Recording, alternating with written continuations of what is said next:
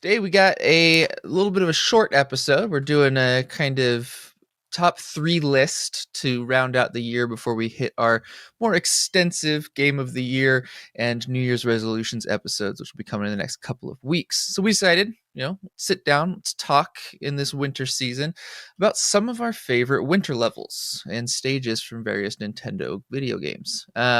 This is pretty much all generations are in contention. We've got a list that we narrowed down after much consideration to our personal top threes. We won't be changing, we won't be having any shared picks. We made sure to kind of get 6 unique picks for you today.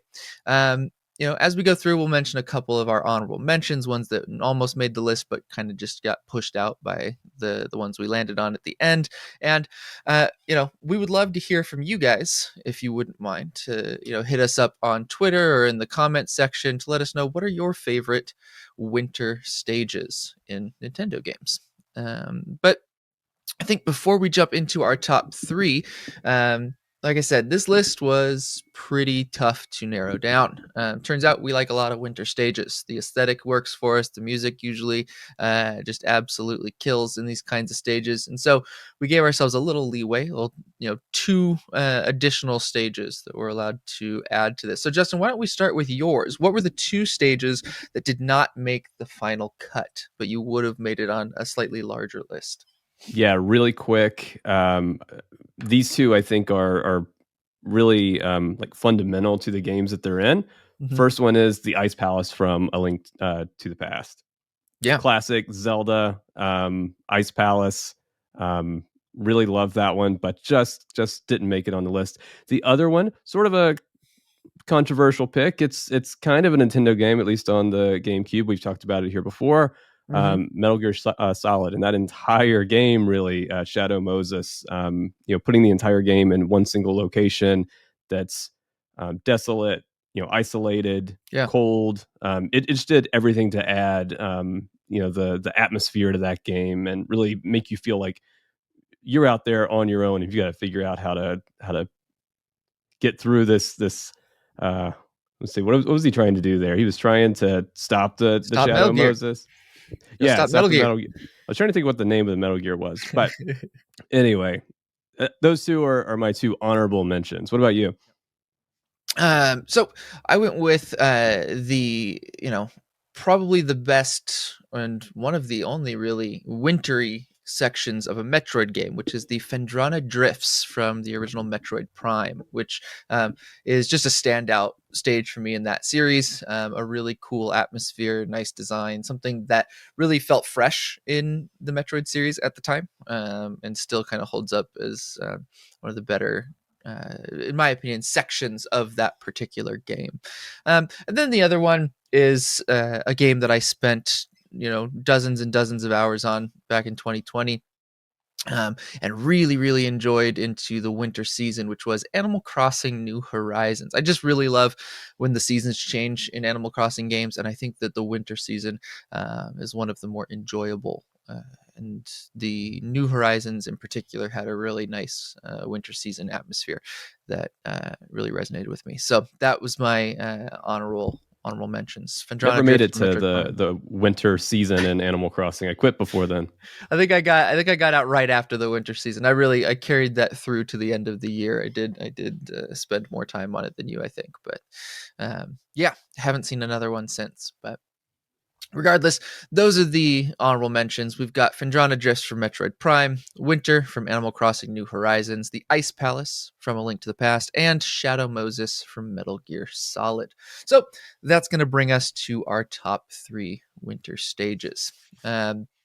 Since you kicked off the honorable mentions, I'll go ahead and take the first one on my top 3 list, which is the Slip Slide Ride from Donkey Kong Country on the Super Nintendo. A classic, an all-time classic Donkey Kong stage, in my opinion. Has one of the best OSTs, one of the best soundtracks for a Donkey Kong level. The only use of the Ice Cave chant in that particular game, which if you've not heard the Ice Cave chant, you'll hear it here. Really peaceful, soothing little soundtrack in a really cool well-designed level. It's, what I love about this level in particular is that it does something with the momentum in Donkey Kong that I struggle with in a lot of platformers, a lot of Nintendo platformers. Anytime there's a slippery, icy stage, I usually find frustration to be the dominant emotion that I experience.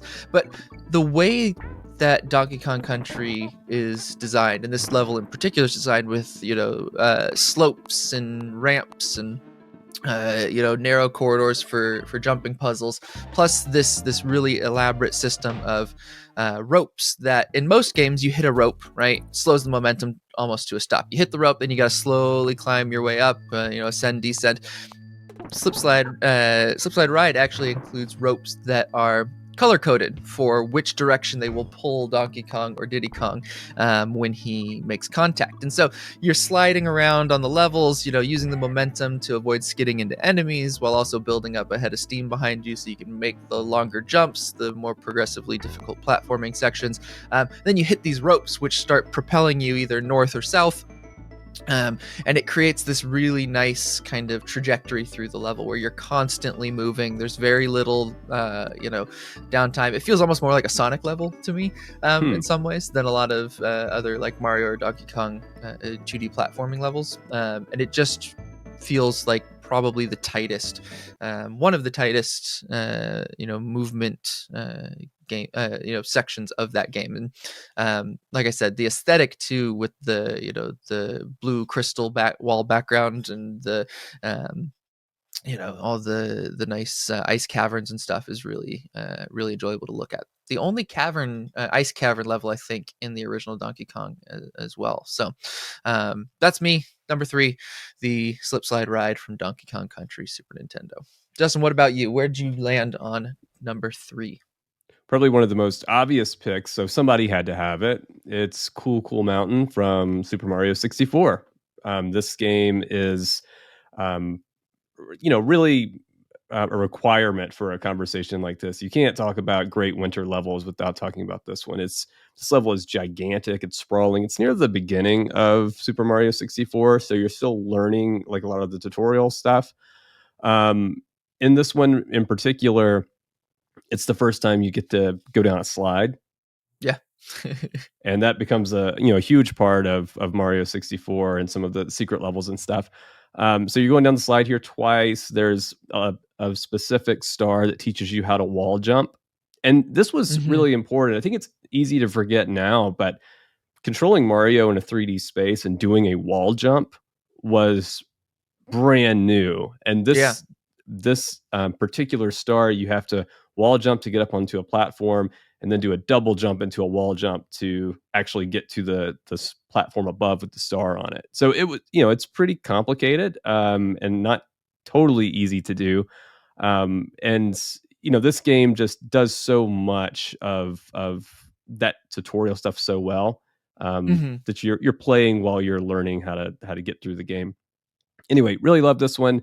It also includes the Mario 64 penguin and all of Yes. the memes that came along with it, with people throwing the penguin off the side of the stage.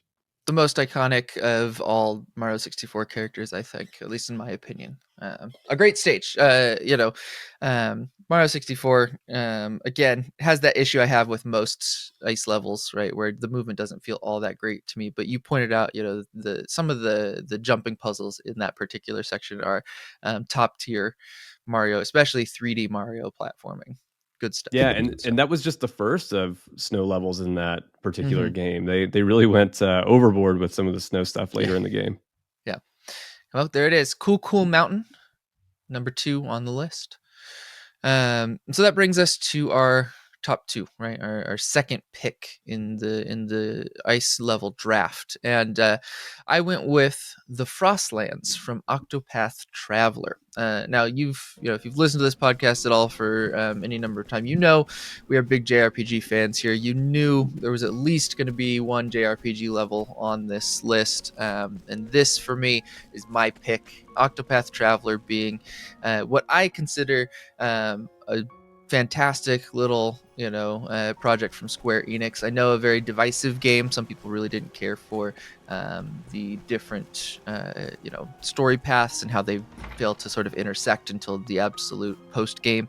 But what I will say is, I don't think that even if you dislike the saturation of HD 2D that we're getting nowadays, when Octopath Traveler came out, it was a really cool, really exciting aesthetic change that we hadn't seen in 16-bit JRPGs. And this game in particular, I should say, this location, the Frostlands, to me does the most with the HD 2D, because of the use of the night motif throughout most of it. It's almost always very dark and nighttimey in the Frostlands as you're traveling through it. There's snowstorms that obscure your vision as you travel the overworld segments of this land.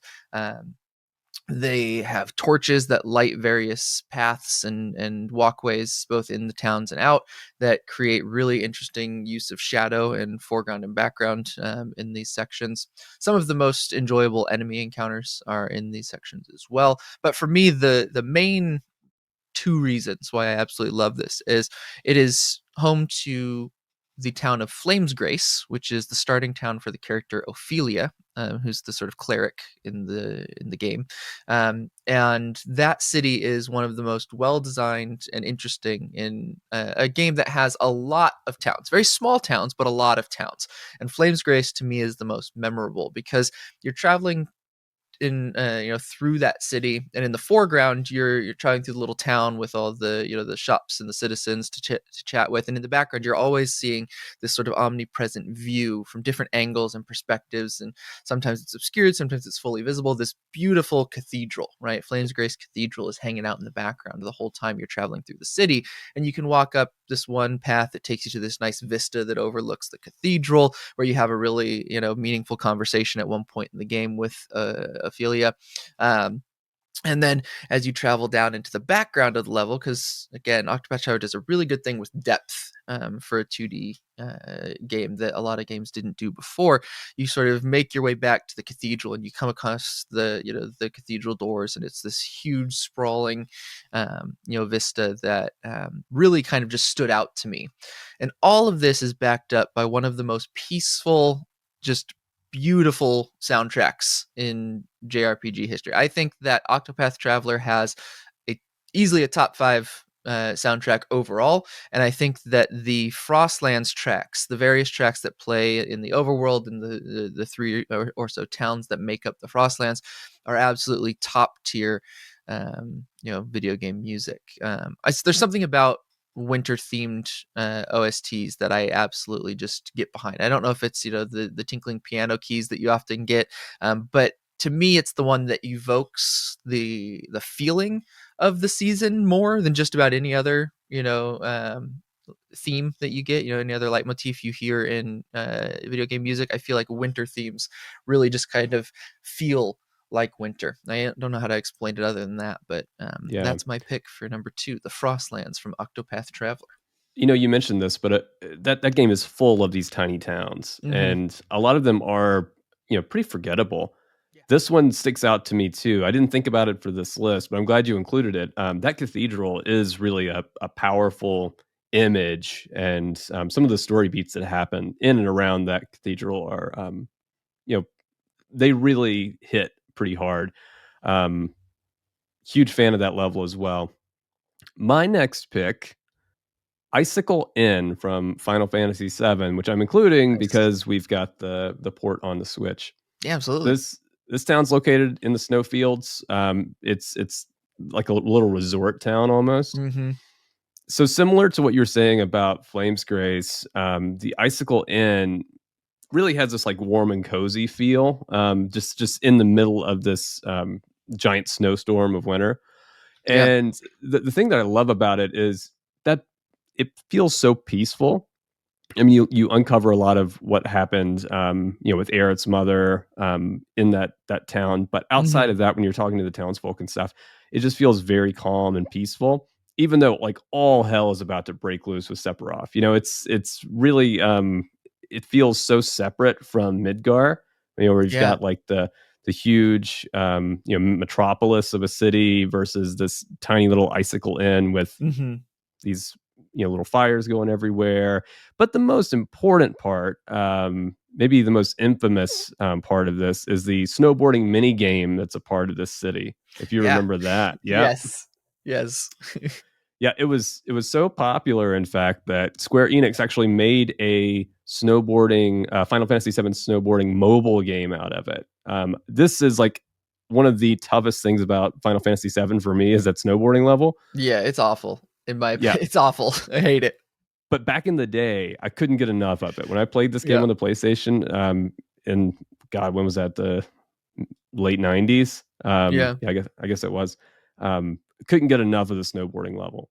So got to include that. It's just such a contrast from everything else that's going on in the game Yeah. and some of the other big themes of the game. You should have this quiet little winter village.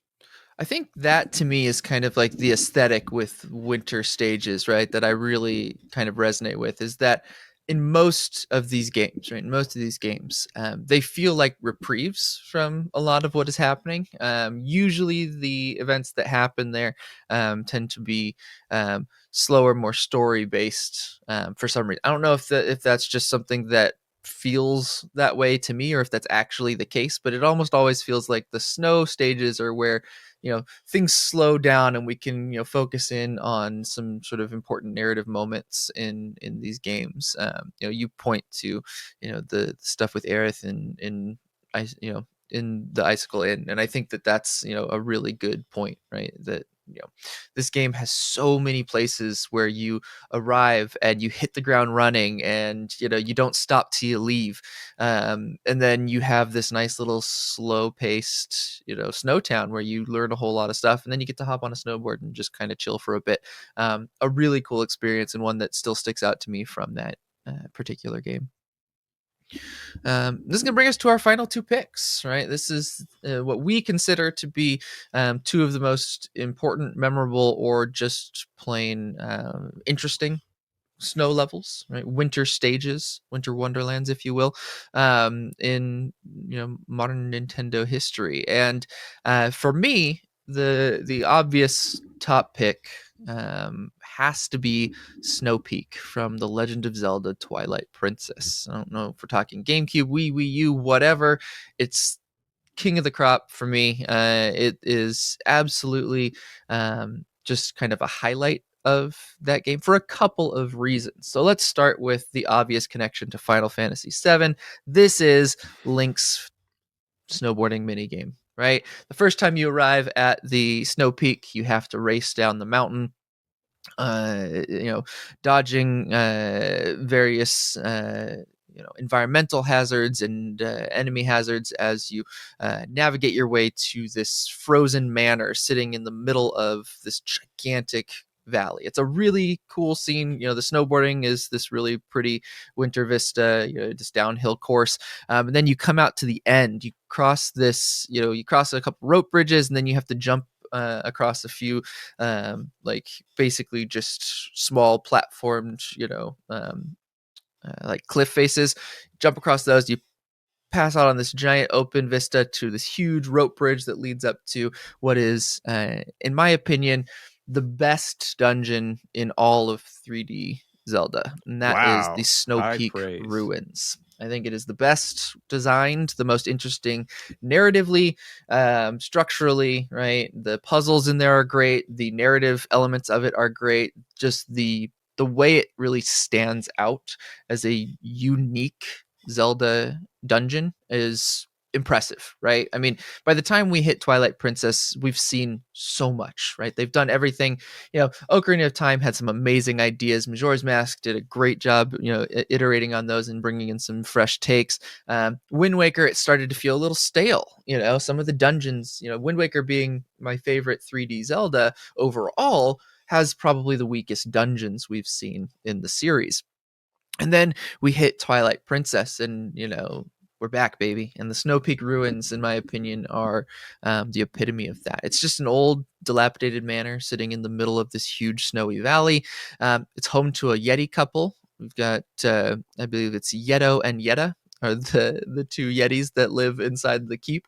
And when you first enter, you enter into the foyer, and there's broken staircases on one side, a door leading into a room in the other, and you walk through the first door, and there's a cozy fireplace. There's a yeti sitting in a chair, rocking in front of a fireplace, sick, under the weather, much like you're feeling by the time you arrive at the Snow Peak ruins, and you learn that something's happened here. Something's changed the dynamic in the household. And as you travel through the manor, you meet the husband who's working on a soup to help heal or nourish his sick wife.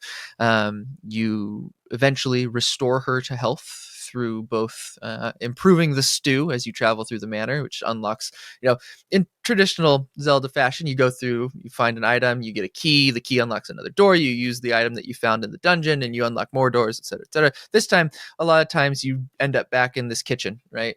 Giving ingredients for the stew and getting items in return, which helps you progress a little bit further. And so there's a narrative link in this dungeon that just doesn't exist in most Zelda games that I find really fascinating. And it ties in all the way to the boss, where you learn that the reason Yetta has been sick is she's been cursed, and your job is to help break the curse placed on her. And so you nourish her back to health with the help of Yetto's stew, defeat the evil entity that's been sapping her strength, and return her to health.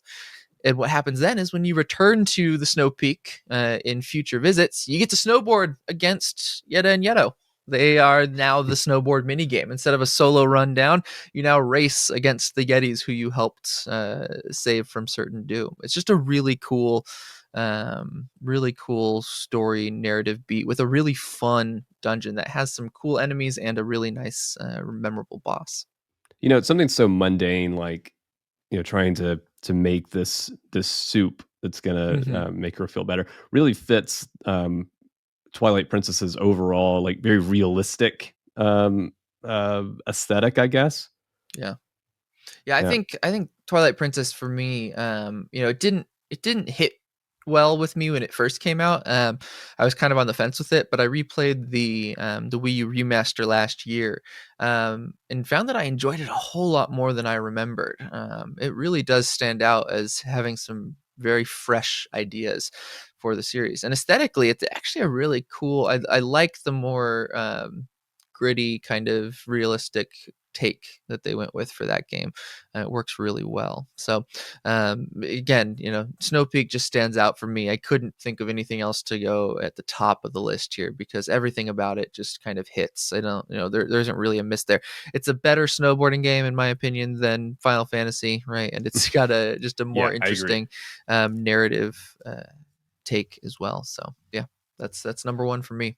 So Justin, this brings us to the final pick, and I'm actually really excited about this pick because I kind of want to hear what you have to say about it. I do think that it's if I hadn't gone with Snow Peak, this would have probably, or if you had snagged Snow Peak first, I'd probably have ended up here as well. So for the number one Justin recommendation for winter levels, what do we have? It's Death Peak from Chrono Trigger on the Super Nintendo. This is a totally optional part of Chrono Trigger, but I think probably most of people when they're playing through, they go through it. So Mm-hmm. spoiler warning here, I guess, for a game that's 25 years Yeah. old. Chrono dies at one point in the game, Yes. and you can go back to Death Peak and climb to the very top and resurrect him. And that's how you get Chrono back. You don't have to do it. You can complete the game without him. Mm-hmm. But I think most people end up doing it. So Marley and the gang have to, or Marl, I guess it depends on how you pronounce her name. They have to use the Chrono Trigger to revive him. And that's where the Mm-hmm. name of the game comes from. It's a really difficult level. Just like before you even get to enemies, you have to run up the side of the mountain and hide behind these different trees while the wind tries to blow you down. Yeah. And if you're not like pixel perfect behind those trees, you'll get thrown out and back to the overworld map. Um, this part of the game also has some really difficult enemies, including 3 Lavos spawn that you have to fight just to get to the top of the mountain. Mm-hmm. So you get a lot of experience here. It's a great place to grind. And just the I think part of the idea behind it was you're all the way up at the top of this mountain, Death Mountain. It's snowing. It's like this, winter level, and you've got this idea of rebirth, like what's coming. The spring's coming after the winter. I don't know. It always sticks with me, just from a story perspective. Hmm. The fact that it's totally optional, that you don't actually have to go up to Death Peak if you don't want to resurrect Chrono. And just the way that it looked, we'll have some footage from it here, but just the way that it looked on the Super Nintendo, I'm always shocked whenever I see that peak and the tree at the top.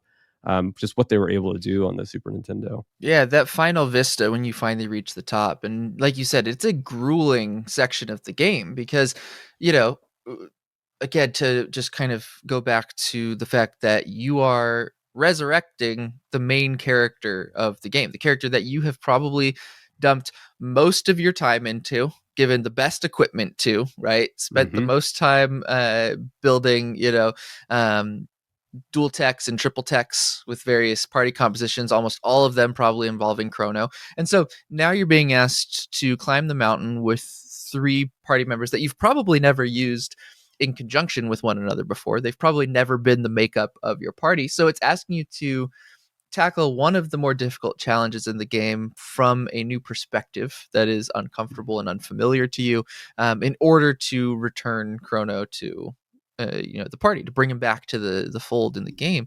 And like you said, I've never completed the game without Chrono, and I don't know, I don't recall well enough how much they signpost, this is where you have to go, because you can skip it, right? You can beat the game without resurrecting Chrono.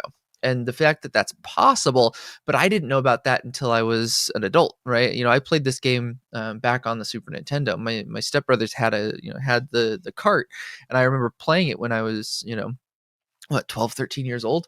Um, just ended up, felt like the natural progression was go to Death Peak, bring Chrono back, beat the game, right? And then to find out later that I could have done it differently, that I could have, pushed through to the final, really kind of surprised me. And I Hmm. think that that's a strength of the game, that it gives you this option, but you feel so invested and so, connected to this mute protagonist that you make the trek anyways, right? You do it. You don't second guess it. And like you said, probably 99% of players that played Chrono Trigger end up on Death Peak, resurrect Chrono, and beat the game afterwards, right? Like Yeah. I can't imagine too many people missing that. Truly, yeah, truly, probably one of my favorite set pieces in Square's catalog is that whole scene, that whole segment of the game.